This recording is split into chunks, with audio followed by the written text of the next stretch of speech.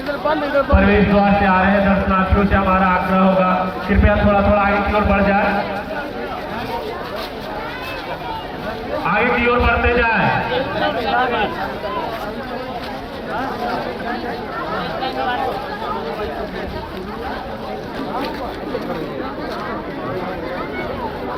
थोड़ा थोड़ा आगे की ओर बढ़ते, जो लोग खड़े हैं थोड़ा थोड़ा आगे की ओर बढ़ जाए। आगे साइड बहुत जगह है, वीडियो बनाते वक्त अपने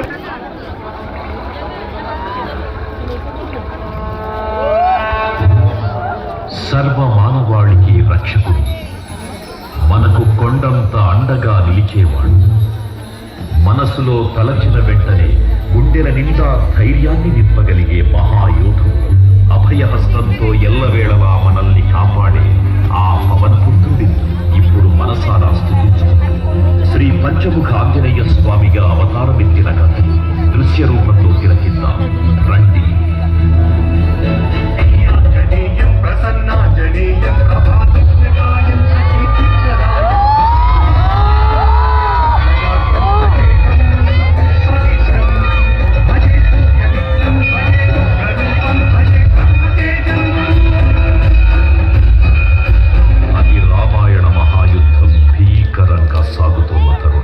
శ్రీరామచంద్రుని సారథ్యంలో వానర సైన్యంతో విజృంభిస్తూ లక్ష్మణస్వామి తనతో పోరాటం చేస్తున్న రావణుడి కుమారుడు ఇంద్రజిత్ తలని బాణంతో ఒక్క వేటుతో వేరు చేశాడు.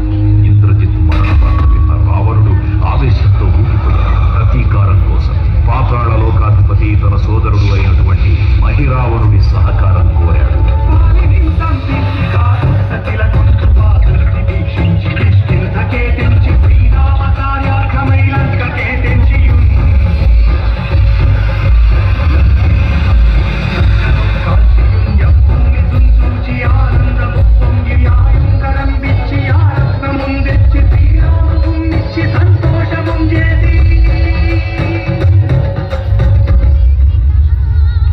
తన ప్రభువులను కాపాడుకోవడానికి వాయువేగంతో పాతాళలోకానికి చేరుకున్న ఆంజనేయ స్వామి సగం మొసలి సగం వానర రూపంలో ఉన్న వింత జీవి ముఖద్వారం వద్ద కాపలా కాస్తూ కనిపిస్తుంది. ఆ జీవి మకరధ్వజుడు అనే తన పుత్రుడని మహాసముద్రాన్ని దాటుతుండగా నీటిలో పడ్డ వేదవిధుడు ఒక మొసలి గ్రహించడం వల్ల జన్మించాడని తెలుసుకొని ఆశ్చర్యపోతాడు హనుమంతుడు.